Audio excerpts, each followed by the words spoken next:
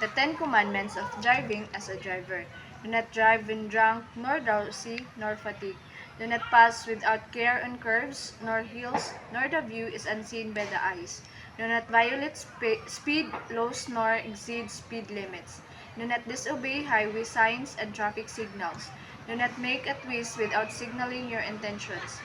Do not accelerate your speed at school, playground, hospital, and other dangerous zones. Do not be careless when cruising at intersections. Do not glare your headlights on an approaching car at night. Slow down when twilight comes and unsafe mud conditions are before you. Be courteous and respectful of the rights of every driver and pedestrian. The Ten Commandments of Driving as a Self-Traveler. Thou shalt not gaze at any phone.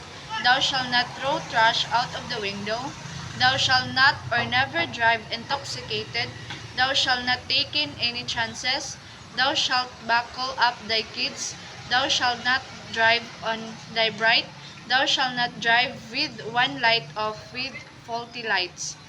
Thou shalt adhere to the speed limit. Thou shalt keep thy distance. Thou shalt practice patience. Commandments of driving as a self-clearance. Keep right. Observe road courtesy. Prohibited parking. If in doubt, do not overtake. The bus stop rule lining up on the bus stop zone.